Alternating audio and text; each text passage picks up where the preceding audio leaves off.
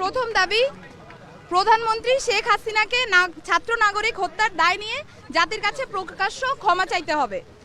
দ্বিতীয় দাবি, আইন শৃঙ্খলা রক্ষাকারী বাহিনী ও দলীয় ক্যাডার এবং সন্ত্রাসী কর্তৃক ছাত্র নাগরিক হত্যার দায় নিয়ে স্বরাষ্ট্রমন্ত্রী আসাদুজ্জামান খান কামাল, সড়ক পরিবহন ও সেতু মন্ত্রী ওবায়দুল কাদের, শিক্ষামন্ত্রী মহিবুল হাসান চৌধুরী নয়ফেল, আইনমন্ত্রী আনিসুল হককে মন্ত্রী পরিষদ থেকে পদত্যাগ করতে হবে।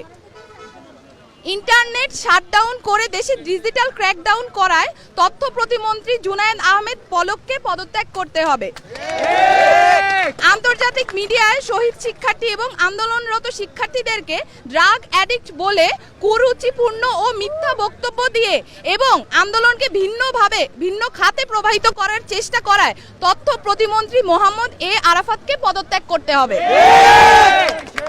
ঢাকা দাবি নাম্বার 3, ঢাকা সহ যত জায়গায় ছাত্র নাগরিক শহীদ হয়েছে সেখানকার ডিআইজি, পুলিশ কমিশনার ও পুলিশ সুপারদের চাকরি থেকে বরখাস্ত করতে হবে।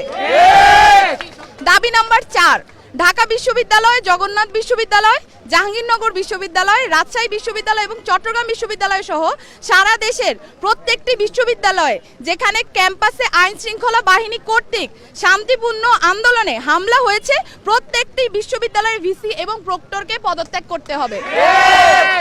দাবি নাম্বার 5, যে পুলিশ, বিজিবি, র্যাব ও সেনা সদস্যরা শিক্ষার্থীদের ওপর গুলি করেছে, ছাত্রলীগ, যুবলীগ সহ যে সকল সন্ত্রাসীরা শিক্ষার্থীদের ওপর নৃশংস হামলা পরিচালনা করেছে এবং যে সকল নির্বাহী ম্যাজিস্ট্রেট, পুলিশ ও সেনা কর্মকর্তাদেরকে নিরস্ত্র ছাত্র নাগরিকদের ওপর গুলি করার নির্দেশ দিয়েছে তাদেরকে আটক করে হত্যা মামলা দায়ের করতে হবে ও দ্রুততম সময়ের মধ্যে গ্রেফতার করতে হবে।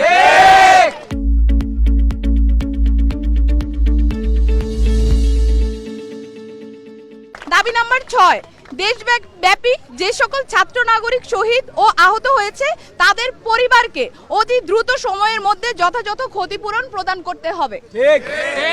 7, দাবি নাম্বার 7, ঢাকা বিশ্ববিদ্যালয়, জগন্নাথ বিশ্ববিদ্যালয়, জাহাঙ্গীরনগর বিশ্ববিদ্যালয়, রাজশাহী বিশ্ববিদ্যালয় এবং চট্টগ্রাম বিশ্ববিদ্যালয় সহ সারা দেশের প্রত্যেকটি বিশ্ববিদ্যালয় এবং শিক্ষা প্রতিষ্ঠানে ছাত্রলীগ নামক সন্ত্রাসী সংগঠন সহ সকল লেজুর ভিত্তিক ছাত্র রাজনীতি নিষিদ্ধ করে দ্রুততম সময়ের মধ্যে নিয়মতান্ত্রিকভাবে ছাত্র সংসদ কার্যকর করতে হবে।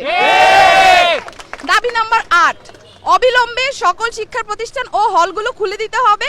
কারফিউ তুলে নিয়ে সারা দেশের সমস্ত ক্যাম্পাসে মোতায়েনকৃত পুলিশ, র্যাব, বিজিবি, সোয়াট এবং আর্মি তুলে নিতে হবে।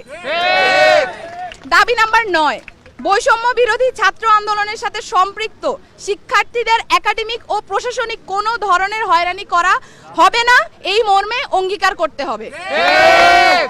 ইতিমধ্যে গণগ্রেফতার ও পুলিশি হয়রানির শিকার সমন্বয়ক বৃন্দ ও ছাত্র নাগরিকদের অবিলম্বে মুক্তি দিতে হবে ও সকল মামলা প্রত্যাহার করতে হবে। এই ছিল আমাদের 9 দফা দাবি এবং এই 9 দফা দাবিকে সামনে রেখে আমরা আমাদের আন্দোলন পরিচালনা করছি এবং আজকেও আমাদের যে কর্মসূচি সেই কর্মসূচি থেকে আমরা বলতে চাই অবিলম্বে অতি দ্রুত আমাদের যেই 9 দফা দাবি সেটা মেনে নিতে হবে।